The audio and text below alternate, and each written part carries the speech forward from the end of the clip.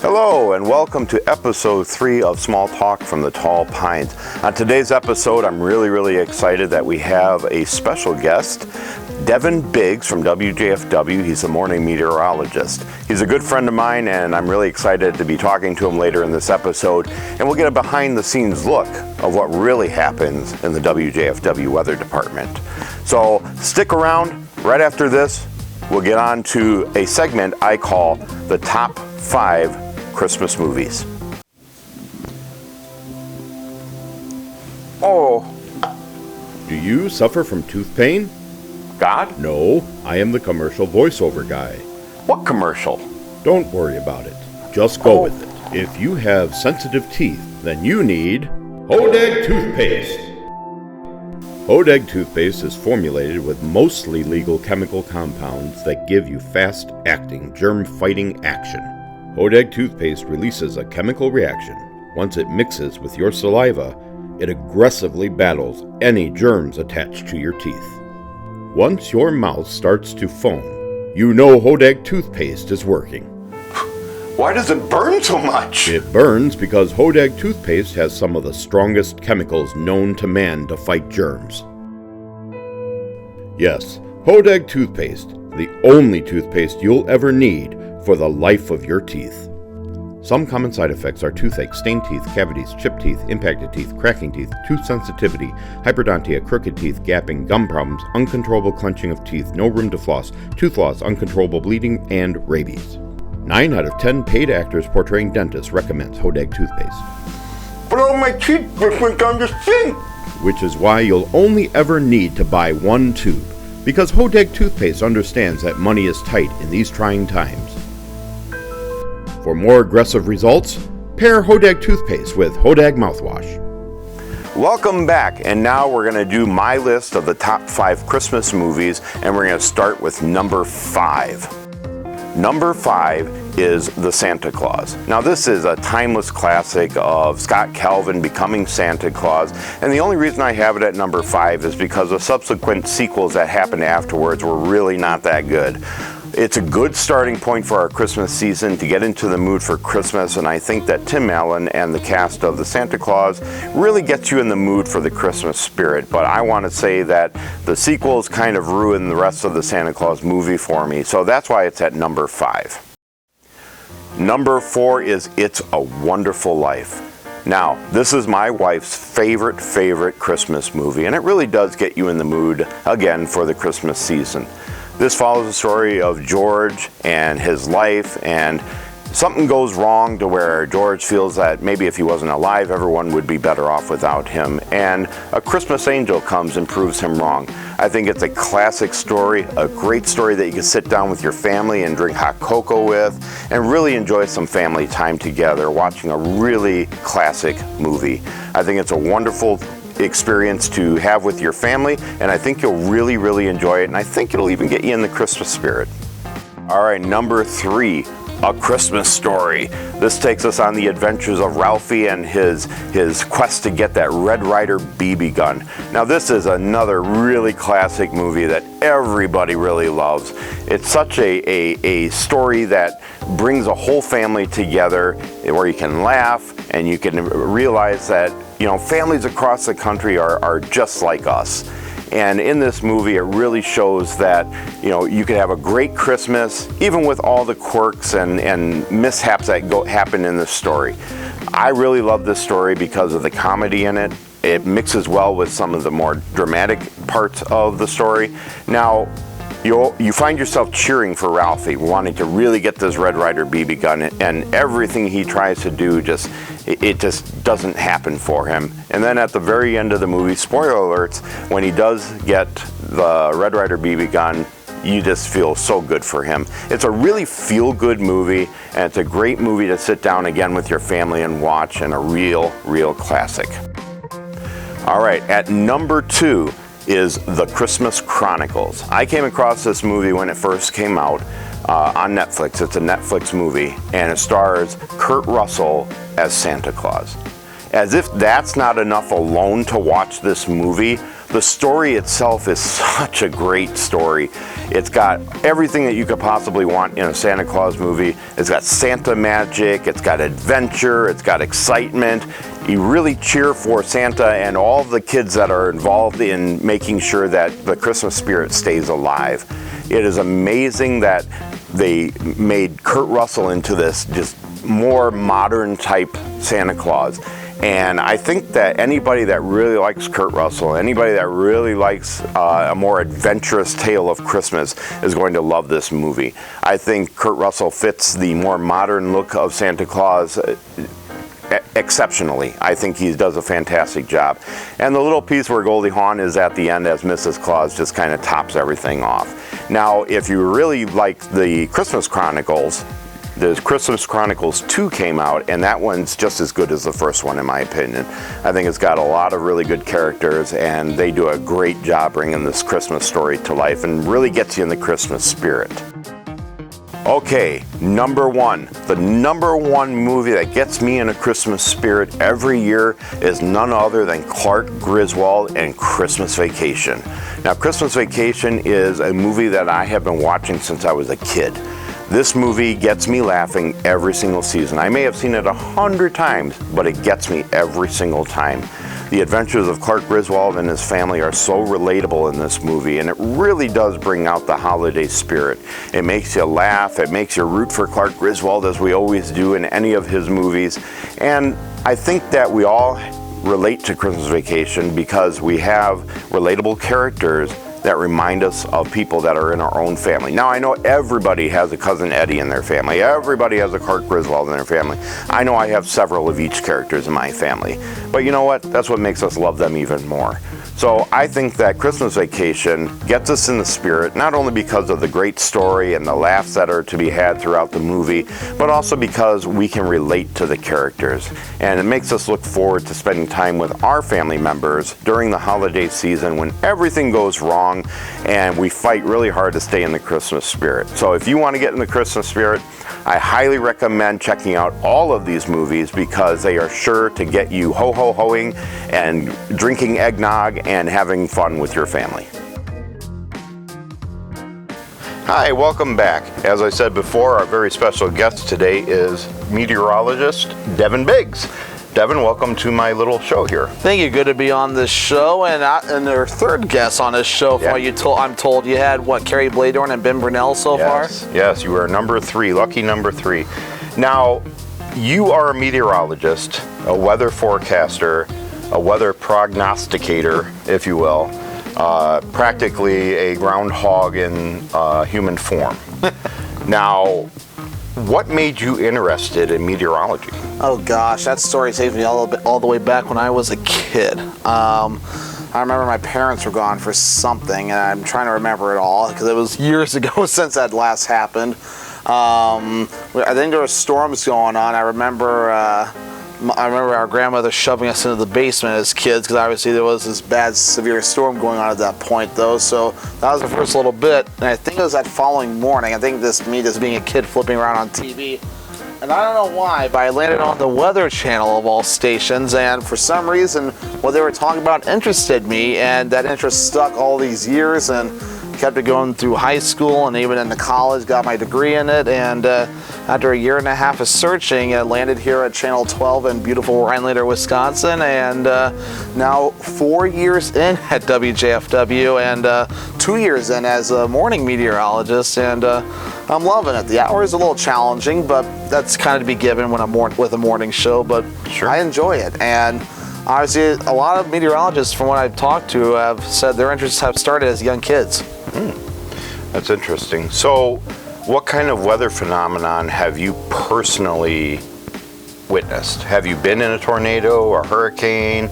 I mean, what weather phenomenon have you personally witnessed? I've not been in a hurricane. I've not seen a tornado in person, but I know in college we've done some we should call it the correct term, storm spotting, but we all know that they call it storm chasing. But we exercised the precautions, and I remember going with a few friends from college, and we all did the right things. We had like 3 of us. One was driving, I was watching the radar, and another person was watching the sky. So that's why my most preference has been without spotting. Obviously, you need to have someone, you need to be educated and, or at least have the good education of a meteorologist, and just be smart, be nice, because obviously there's a lot of, for lack of a better term, just arrogant people out there that make this profession look bad. And of course, us as students at the time, we obviously there was this big tornado outbreak in northern Illinois, the Rochelle tornado. I'm not sure where you were at that time. Were you still in Illinois? Or were you up here by this point? What year?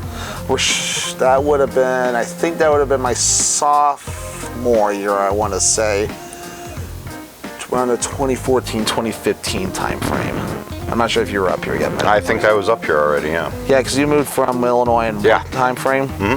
Oh, we've been up here for probably 8-9 years, somewhere around there. Right, and it's a beautiful place all the way around with the trees. But yeah, back to that story. We that was a squirrel moment. it was a squirrel moment, but the beauty of it is, if Tony chooses to, we can always video edit and everything else. That is the beauty of this. But back to that story, we got close to this thing enough where we could at least see a shape. Now, we were far away, we couldn't tell any motion or anything, but we saw a shape, and there was still a debate to this day, if I could ever find that picture again, which I think I could. It was a debate whether it was a tornado or was it not. It was in the direction from what the radar was showing, but to be safe, we didn't get closer. But then we had another little spinning wall cloud develop right near us, so we had to fall back. So it wasn't good. Thankfully, again, someone was watching the sky. So we saw it. It looked really cool, pretty cool motion with it, and we just had a little bit of hail, nothing bad, and that was it. But that was one of the most exciting times and storm chasing experiences that I had. I think it was close to final exams too, and my parents were not happy to make this broadcast friendly. So I've been in some of the weather phenomenon. I've seen tornadoes. I've been in a tornado. Not the most pleasant thing. I've actually caught like a tail end of a hurricane when I was out in Puerto Vallarta. It was my last night there, and the hurricane moved through, and it was just basically the outer edge of the hurricane, and that was the most terrifying thing I've ever experienced. I can't imagine getting hit head on by a hurricane. And now it's the outer edge. Yeah. So how strong were the winds with the outer edge? They estimated them up to about 100. And now it's just the outer edge. Yeah. What was that hurricane? Category 5? I honestly don't remember. It was a long time ago. I was much younger. But yeah, I mean, it ripped the bricks off the side of the hotel and everything. It must have been strong. You might have got more of the guts of the hurricane than you might think. Maybe, yeah. They told it was the outer edge, so I don't know. But it had to have been more than the outer edge for that kind of damage, though, because usually stuff that's usually used to getting hit by hurricanes is usually more well structured. Although stuff has improved over time compared to years ago. But I mean, I know. And then of course we had the Hurricane E, and that decimated Fort Myers. That was the definition of a direct hit. Yeah, that's probably the most terrified I've ever been, is that hurricane. And like I said, I was in tornadoes, and it's more terrifying than a tornado. The trees were practically bending sideways. I mean, it was crazy. It was absolutely. And we have a lot of trees up here because it's beautiful Northwood. So obviously, when we get severe weather, which we get it up here, we get all 4 seasons, as I know I would say, Jeff would always say, and everything else. And I know earlier in June of 2022 or this year or whenever, what time frame people are watching this interview, we had that severe weather outbreak. I want to say June 15th, if memory serves me correctly. If so, I apologize to whoever's watching this, But yeah, it was nuts. We were ready to go. We knew something was going to happen. I told Jeff I'm on call if need be, and when that tornado watch got issued, I got dressed pretty much in what I'm wearing now, and got to the station. See, I'm never nervous about the weather until I see Jeff Weller take his suit coat off and roll his sleeves up. Have you seen him do it? I have seen him do it once, and it was pretty bad weather. But if he's still got his suit coat on, I know it's probably not as bad as we're being led to believe. Now, one of our engineers, Joey Cronick, he was helping us out with that severe weather coverage June 15th, because chances are, because Jeff has done some solo coverage and it's hard and it's not preferred, honestly, if we can help it.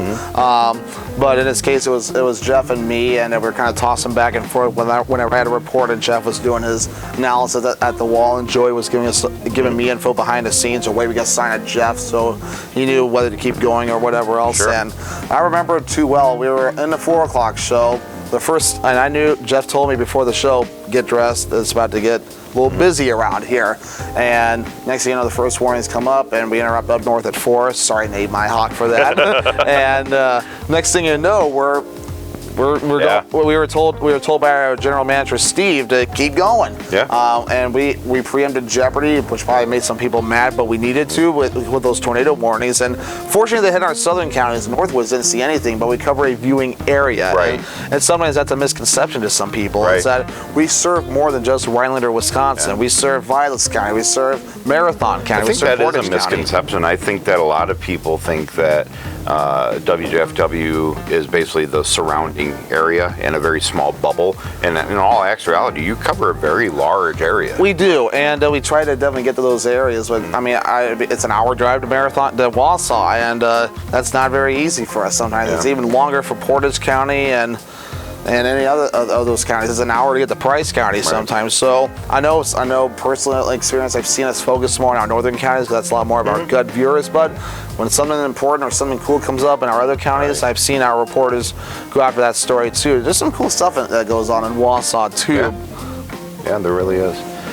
So hurricanes, tornadoes, floods, what have you, hailstorms, thunderstorms, all those menagerie of weather that we get up here in the Northwoods, I decided that I would send a crew in to the weather station at WJFW to see how the weather department actually really looks at the weather and how they guess what's going to happen, or what do you guys do? You Forecast.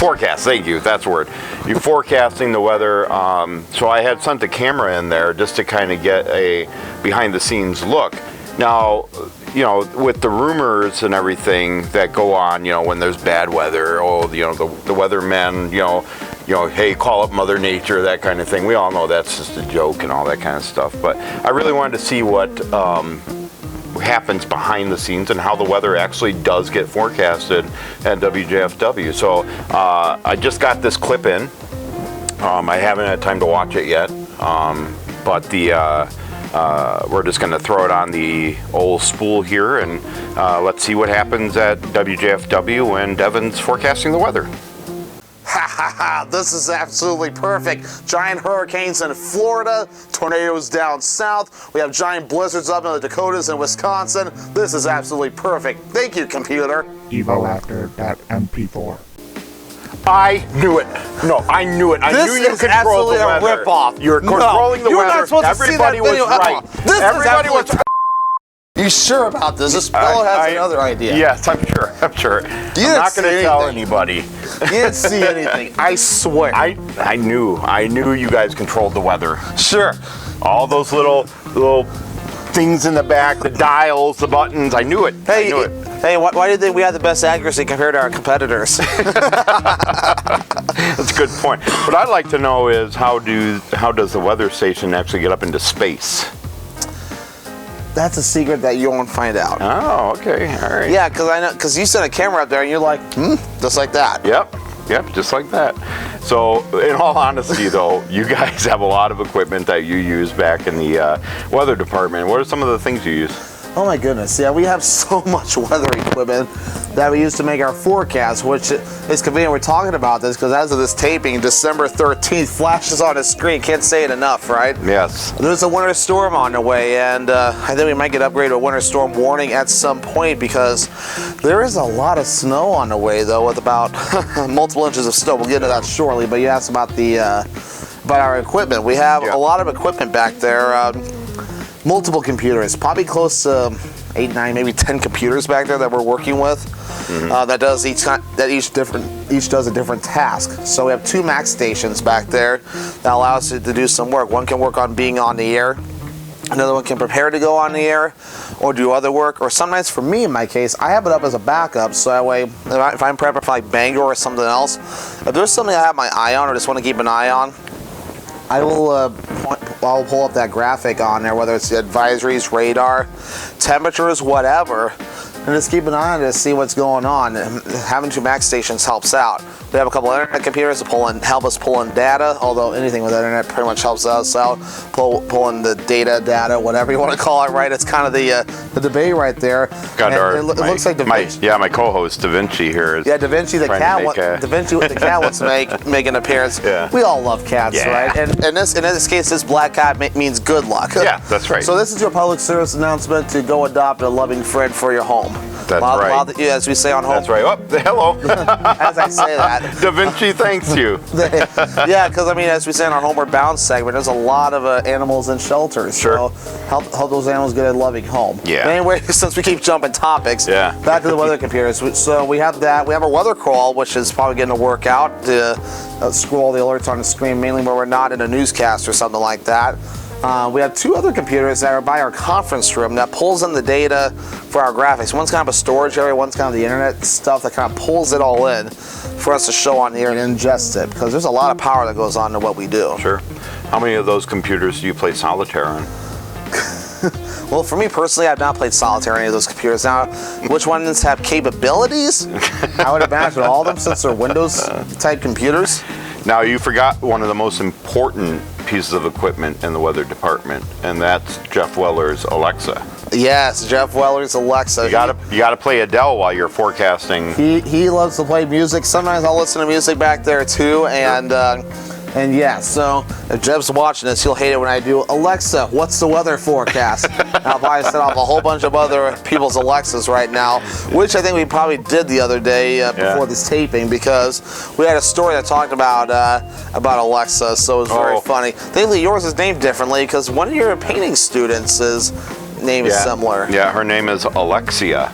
So whenever I would say her name, or her mom would say her name, my Alexa would go off. So I had to rename my... no, shush! Yeah, I had to rename it so that it didn't go off every time I said her name, so... That is too good.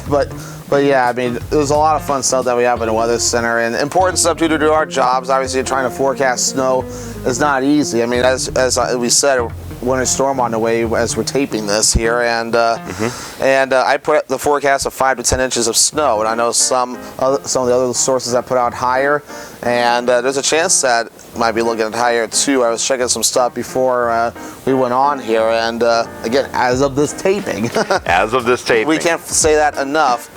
There's a chance it might be higher than what my original thinking was. So this could be a rough snow, because it's a heavy wet snow that you can make snowmen and snowballs with, and gusty winds. That's the power outage issue right there. Backbreaking snow too. Yeah, it's a tough situation to be in when you don't have power in the colder months, especially because it's in some ways it's good, because if your fridge isn't working for a while, you can always just put your food outside or in the garage or something. Yeah, especially this time of year. But yeah, it's a tough situation. So I always tell people, make sure you're prepared, no matter what. Even if there's no forecast of bad weather, you should always be prepared. Have a generator, especially up here, if you can get one. And generators certainly help out. Now, for me, I live in an apartment, so the only thing I would need to power up that's needed would be my refrigerator and freezer. Although that's kind of tough when your space is a little limited. But I know for you, I don't know if you have one or not, but do you have one? I don't have a generator, no. I'm thinking about getting one, though. Luckily, my electricity very rarely goes out. Knock on wood. Knock on wood. Knock on wood. Knock. Now, we're fortunate. We live in city limits. So usually we're high priority. City limits are usually high priority to get power back. And especially those that lose a lot of power first, or the bigger masses. And in this case, usually cities, Rhinelander, Minocqua, just to name a few cities, for example. But anywhere you have a bigger population, those are usually the biggest areas that get power back, which doesn't help those that live in the country, because then they're kind of without for a few days or sometimes. So now, what does the future hold for Devin Biggs? Yeah, that is the big question, though. And Jeff just did a review with a performance review with most of my colleagues, if not all of them, by this point. And I was obviously reviewed already, and he had some good things, some constructive things. So obviously you want to say, hey, this is good, maybe we can do it this way, or I don't get this, maybe do it like this. So it's all constructive. Yeah, that's just good leadership. Yeah, Jeff is full of good leadership to help lead the station, and more so the newsroom, in just that right direction that it needs to go. I mean, obviously nothing's ever fully perfect, but he's certainly putting all that he can out there to make good things happen. But for me personally, I'm not searching right now. I mean, 4 years in up here, I'm feeling pretty settled. I love it up here in the Northwoods. The weather is absolutely dynamic, which makes it very fun. I'm 6.5 hours away from family, which is a lot, but it's a doable drive. I can get down there in a day if I had to. Say a family emergency happening, I can pack a suitcase together in a hurry, get in the truck, and get on the way. Which, by the way, before we got on, I think you got the blooper on it, so we were rolling at that point. The company called with my truck, so right after this, they get to go pick it up. Yep. And we were joking that if it happened during the segment here, that well, technically it did. You were rolling. So, I was. So maybe Tony could fit it in while I'm just showing. Maybe. But so you're comfortable here. I have a question for you though, a scenario question. What's that? Let's say Al Roker decides, oh, you know what, I'm going to retire tomorrow, and I know there's this fine young man up there in the Northwoods of Wisconsin that would fit my job perfectly. Al Roker is saying, Devin, I want you to carry on the torch for me at the Today Show.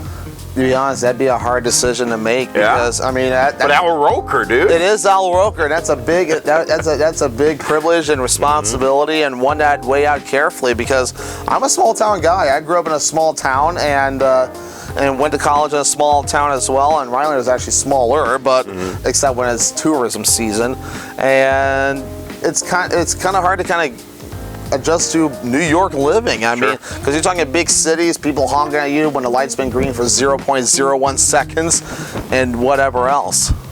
So you're a small town guy. What about Jeff Weller? You think Jeff would go? I don't know, honestly. I don't know. He loves it up here too. He's turned down some pretty decent offers before that he's gotten in the past. Oh, that's interesting. So I mean, I plan on having him on as a guest in the near future, so I'll have to ask him the same type of question and see what he says. Now, I'm sure he may not be able to give any secrets. What kind of plans do you have for him during his interview? So oh, you'll have to wait and see.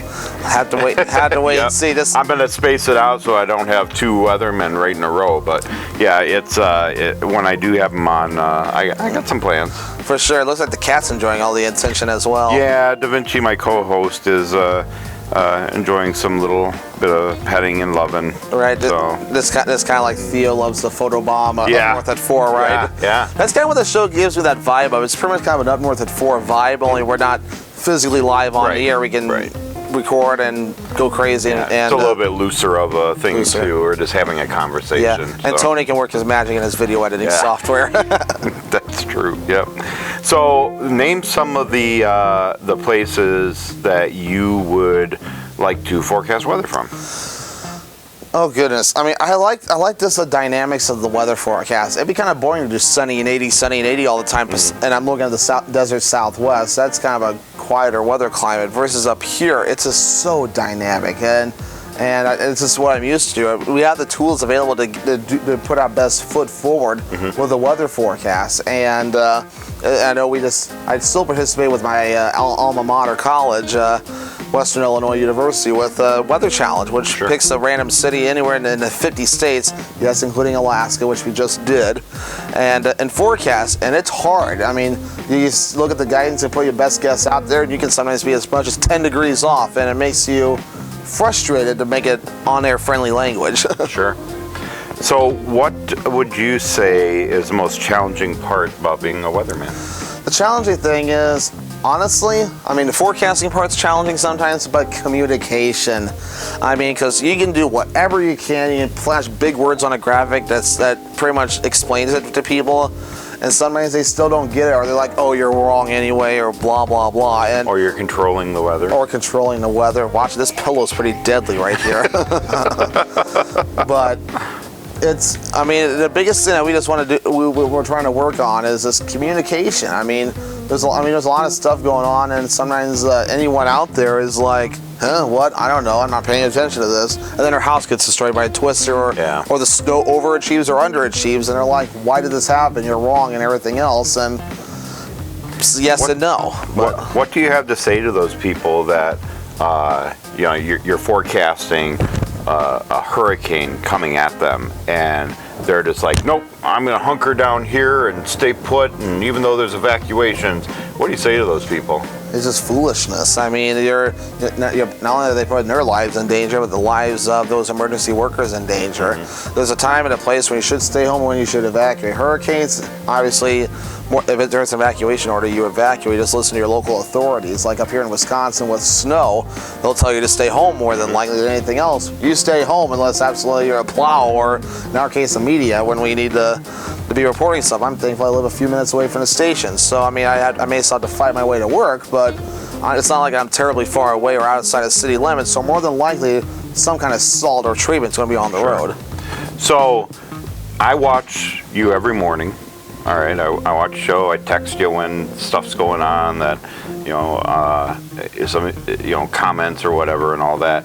And you have a segment on the morning show where you ask weather trivia. Yes, we do a trivia question every day. I know when Tyler did it, it was sponsored for a bit, but now it's not sponsored, which it's kind of nice to give that freedom out there, because if I absolutely just cannot do a trivia question, it's nice to know that it's not hurting anything. But I try to do it every day because it's a viewer favorite. I like to say that since I watch you every morning, I've learned quite a bit about weather and all that kind of stuff. So why don't you throw some questions at me? Try to stump me. Oh gosh. Yeah, I mean, anything off the top of your head. I mean, did you see today's question? I did not. Which state in the country, lower 48 to give you a hint, has the highest one-day snow total? I would say Nebraska. Oh man.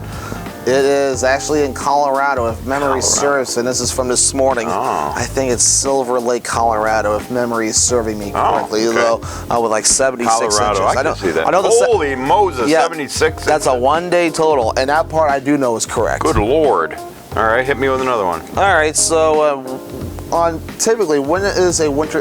What's the time frame for a winter storm watch to be issued before a winter storm? Time frame? Yeah, like how many days in advance? 5. Actually, it's sooner than that. Oh. There's actually a range. 2 to 20. Well, you got one part of the answer right. The two part. It's actually 1 to 3 days. 1 to 3 days. So 1 to 3 days, and obviously it varies. So obviously, at least as of this taping, we're still in that winter storm watch, but it's soon to be upgraded probably to a warning with the amount of snow they're expecting. It sounds like the system looking to overachieve. So learning the winter storm terminology, winter storm warning, which means it's very imminent or occurring, winter storm watch, which means it's about to occur within a few days. It means prepare, pay attention, everything else. And that is the key right there, which is why I do the trivia questions. Sometimes some stuff you don't think about, or some of the simple stuff, I'm like, oh yeah, or maybe I knew that, or maybe I didn't know that. And sometimes it makes you go, and there's been some positive feedback about, hey, I love trivia.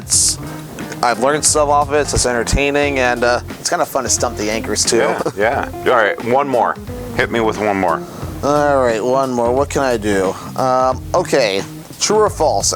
A severe thunderstorm warning is only issued when you have damaging winds in excess of 40 miles per hour. That is true. No. That is false.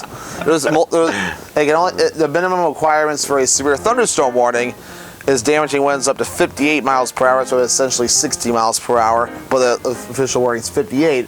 And quarter size or larger size hail, then you get a severe thunderstorm warning. Well, apparently I need to do a little more watching of the weather. Yes, you do. And you can do that with watching us not only every morning on our morning show, but every weekday morning, I'll stress. But also maybe our night shows too. Jeff is a very educational person that loves to throw some fun stats out there, snowiest winters and everything else.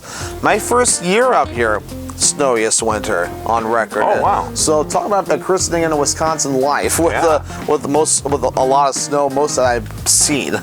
Very cool. Well, Devin, I want to thank you for being my guest on the show.